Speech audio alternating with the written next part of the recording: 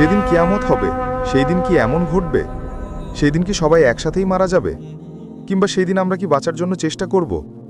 আর যারা মৃত ব্যক্তি আছে তাদের কি হবে, এবং আমরা পুনরায় কিভাবে জীবিত হব? আমাদের বিচার কি এই পৃথিবীতেই হবে? এই সকল প্রশ্নের উত্তর জানব আজকে, এবং কিভাবে সেই কিয়ামত শুরু হবে তা জানব কোরআন ও হাদিসের আলোকে। চলুন তাহলে শুরু করি আজকের ভিডিও। প্রিয় দর্শক, এক ভয়ঙ্কর গর্জন, ঠিক আজকের মতোই একটা সাধারণ সকালের মাঝখানে আচমকা শোয়া যাবে মহাবিশ্বের সেই শেষ চিৎকার। এটা হবে হযরত ইসরাফিলের সিংগার সেই প্রথম ফুৎকার। সেই এক শব্দেই এই দুনিয়ার সব নিয়ম কানুন ভেঙে চুরমার হয়ে যাবে। আকাশটা কাচের মতো কাঁপতে শুরু করবে, পাহাড়গুলো ধুলোর মতো উঠতে থাকবে, আর সাগরের পানিতে আগুন ধরে যাবে। মানুষের সব রক্তের সম্পর্ক এক মুহূর্তে ছিনে যাবে। মা তার কোলের বাচ্চাকে ছুঁড়ে ফেলে দিয়ে দৌড়াবে। স্বামী তার স্ত্রীকে চিনবে না।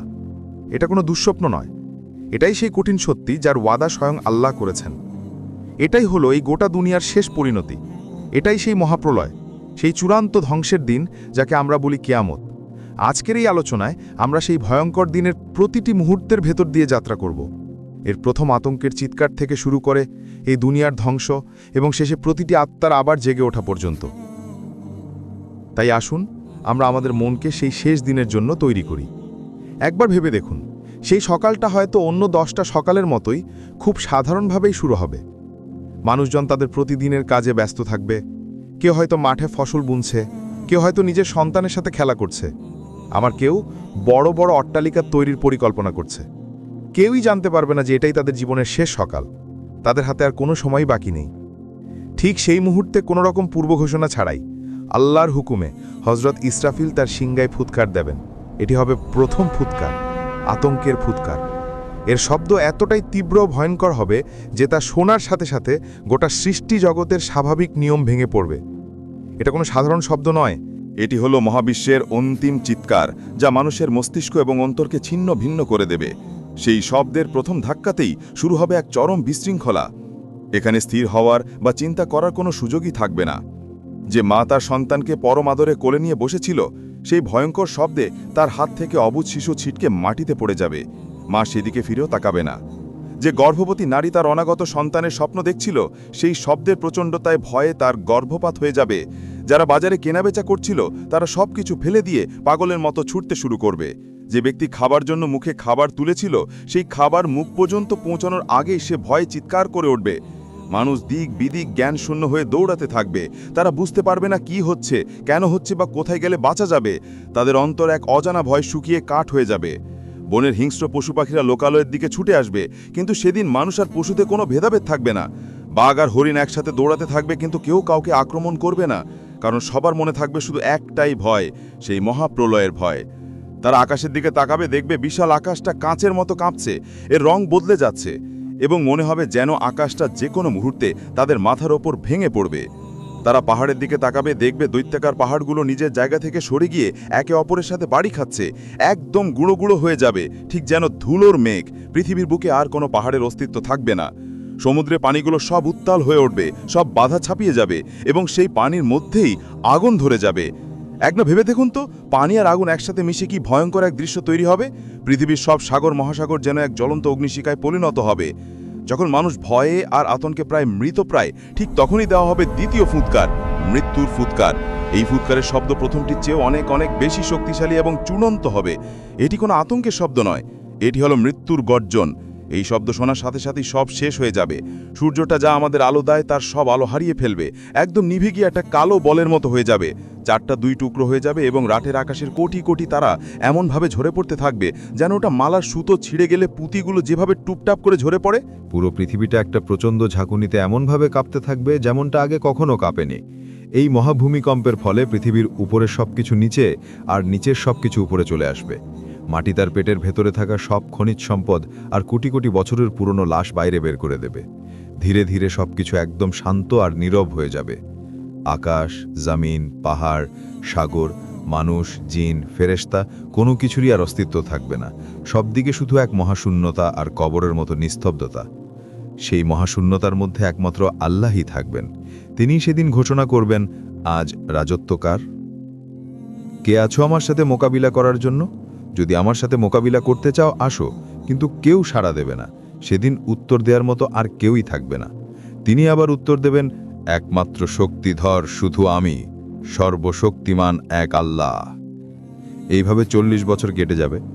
40 বছর এই মহাশূন্যতা এবং কবরের মতো নিস্তব্ধতায় কেটে যাওয়ার পর আল্লাহ আসমান থেকে এক বিশেষ ধরনের বৃষ্টি পাঠাবেন।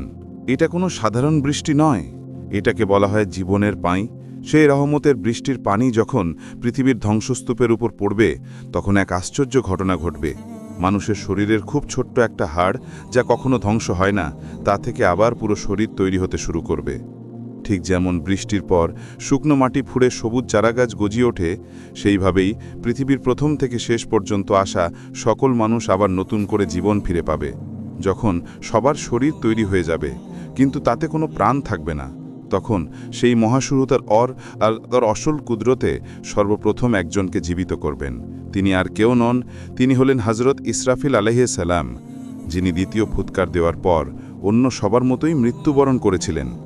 আল্লাহ তার রুহকে ফিরিয়ে দেবেন এবং তার হাতে তুলে দেবেন সেই শিঙ্গা লাস্ট বারের মতো ফুৎকার দেওয়ার জন্য। এরপর আল্লাহর হুকুমে হযরত ইসরাফিল আলাইহিস সালাম তার শিঙ্গায় তৃতীয় এবং শেষ ফুৎকার দেবেন। এটি হলো পুনরুত্থানের ফুৎকার। এই ফুৎকারের শব্দ মৃত্যুর মতো ভয়ঙ্কর হবে না, বরং এটি হবে এক আহ্বানের শব্দ, এক জাগরণের শব্দ।